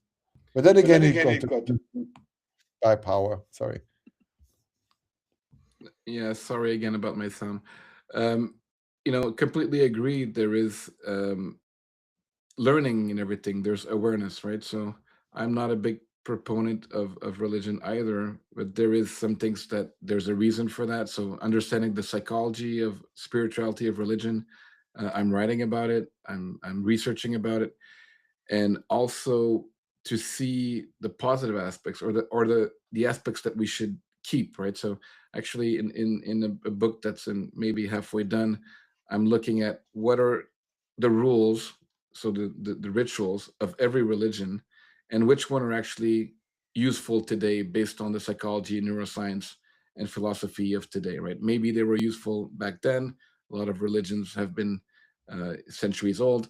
So what can we keep? And one of them definitely is community, right? So and how can we separate that good aspect from maybe other hurtful um, for other humans or for even church members, or right? So is it hurtful for you, for your family, or for another religion or country?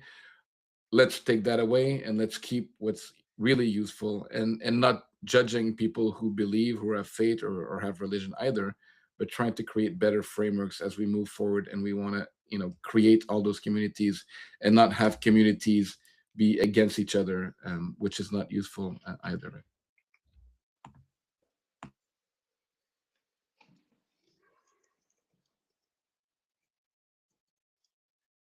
Yeah, that's what I became a father in a late age. So I had my first child when I was 50. So the advantage probably of my biological sex that I can do that. But I getting kids in such an age, and I now have two, creates more awareness in raising them because you are more experienced. I think it would be very different when I would have kids when I was 23, because they would just be manageable, surviving, as most of my friends did. But I ask myself a lot of questions about their future and how to bring all these learnings of community and learning and things in their growing up phase. Like one thing that I did manage to do is, while I left my corporate life, then I started a family, but it's taking a lot of time in the first 3 years, like because research tells that in these first 3 years you create um, a very strong bond, even if you don't speak to them, but perhaps it's microbiotical or whatever. Perhaps it's the microbiomes that are connecting us. I don't know what it is, but studies show that if you are not there in these first 3 years, you will have very difficulties to find that bond later. But now I'm getting into this other phase, like, okay, what are the communities I expose them to? What is the interest and everything else? So I think that's what you, instead of trying to change the world, is perhaps trying to change through generations, and then bring these learnings into your education. I don't say that everybody needs to get kids when they are 50 first, and then after they have all this experience, not at all. But I definitely don't think it's a good idea to outsource everything to public organized, like government organized institutions for outsourcing education, because that is definitely not going to help. So I think a lot of these things are in our own hands, as I said before, like doing these little contributions, thinking for yourself a lot, and then educating your kids perhaps in a form that leads um, yeah, purpose-driven communities and hunger of curiosity, all these elements. Is curiosity part of your 15 C's? So there's two frameworks. One is the 7 compasses, which include curiosity, creativity, courage, contentment, compassion, and compersion. So that's the 7 C's. And then the 14 C's, I finished the framework, but I still have to work on writing them. So but celebration and community contribution are 3 of them. And we can chat more as I'm finishing those books and concepts. Thanks for kind of sharing, being a father at 50. And I think at all, like the idea is that it's not even about a specific child. Is how can you mention, like as you mentioned, how can we help this new generation? We saw what happened to Gen Z with the phones, with the lack of social skills. Gen Alphas are coming up in the world, and then Gen Beta are born with AI, and as soon as they'll be able to talk, they'll have AI, right? So, what can you hope, Bart, for the next generation as you're thinking about this in a personal, in a community, and in the global level as well? Something that I said at the beginning, I hope we get knowledgeable about all these technologies, and that we don't think this is something for IT nerds to understand, because we all know that the social media platforms where we got like created that form of addiction through hacking our dopamine cycles. Now we are entering a phase where we can hack oxytocin cycles. I did the worst. I made the worst decisions of my life, being foolish in love in certain ages, because oxytocin was just like controlling my thoughts. imagine you have the same forces allowing to hack your oxygen cycles. We're not prepared for this because we didn't learn anything out of the hacking the dopamine cycles. That's what I said. Like, I don't think forbidding social media is a good thing. I think forbidding the addictive algorithms and creating transparency on the algorithms is that what needs to be done. I don't think forbidding something, it's like forbidding alcohol back then 100 years ago. It didn't lead to anything. Then alcohol was again allowed. So I don't believe in forbidding. I believe in education and empowerment and understanding. And if we don't start listening to all these dystopic futures on AI and thinking, well, we need to ban AI and forbid AI. A lot of people discussing this because it's going to take our jobs and whatever. I don't think that it's going to take our jobs because we have so many problems to solve. But understanding it and getting deeply knowledgeable about these things is important. So if I want to make advice, be prepared for the after dopamine hacking, the oxytocin hacking cycle.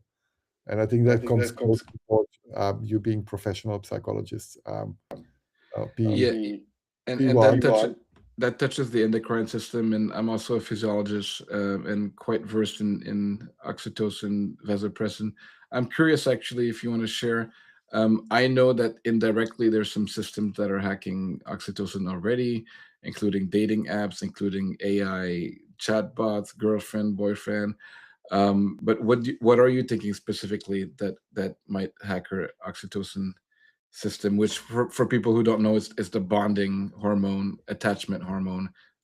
Someone's sometimes saying love, but it's bigger than that. It's human connection hormone. Yeah, I think once you get over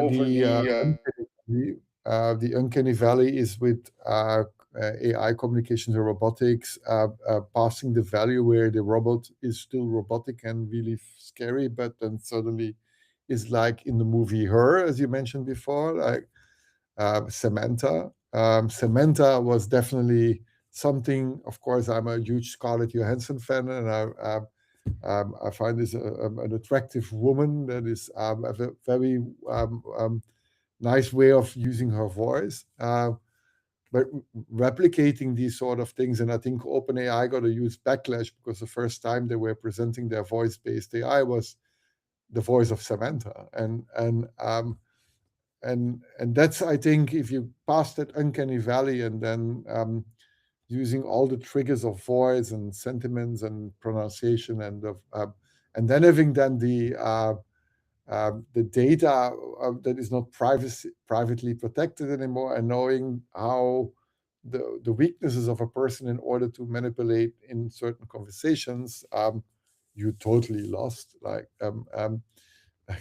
And if you, I always made a joke that perhaps the future business model is going to be a robot that is for free in your house, but it's so going to be so attractive. But it's the only deal with this robot is that it buys always on Amazon everything what you need in your house.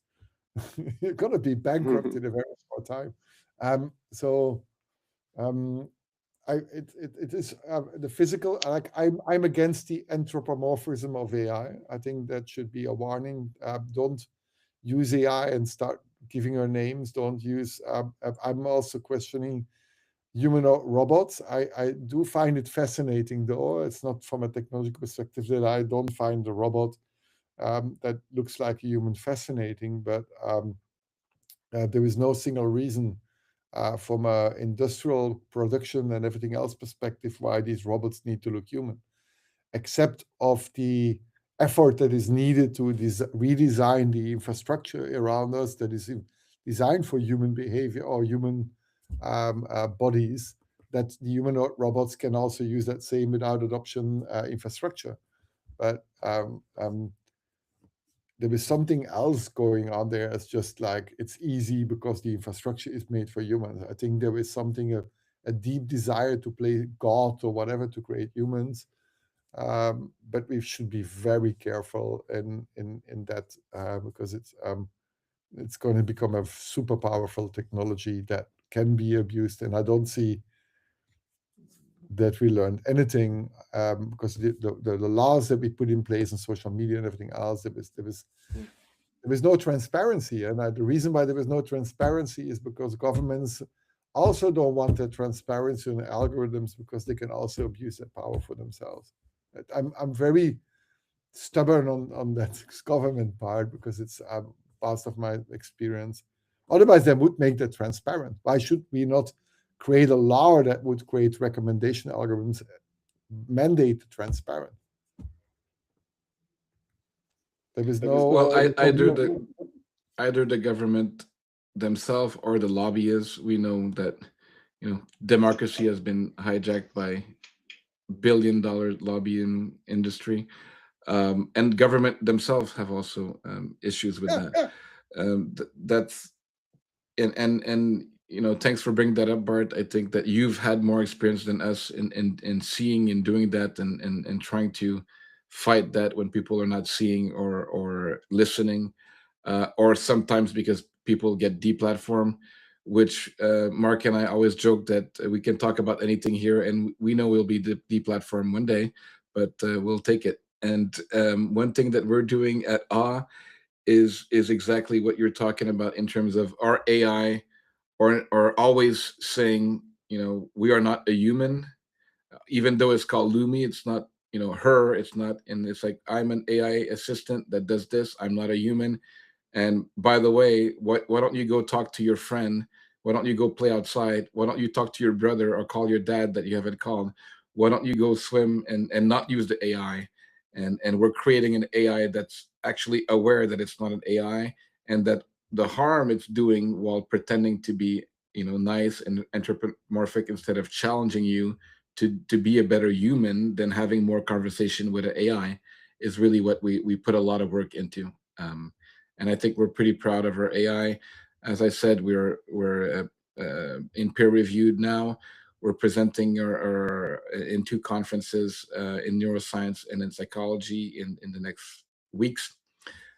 So yeah, check us out if you're in Montreal. We're at the Canadian Association of Neuroscience conference, with our research, and everything we do is exactly for that purpose, Bart, is to make sure that the new AIs, or the best AI, are not ChatGPT. As we told you the numbers, ChatGPT is scoring 50%, we're 97% safe. And when people ask us, why would you use Lumi instead of ChatGPT? Maybe ChatGPT is friendlier, is nicer, is more engaging. But do you prefer to have, healthy food or junk food? Do you prefer to have something that'll give you a heart attack, or something that's healthy, right? Maybe kale doesn't sound too good when you first try it, but make a smoothie with it. I don't know. So those are my thoughts. Mark, any other comments?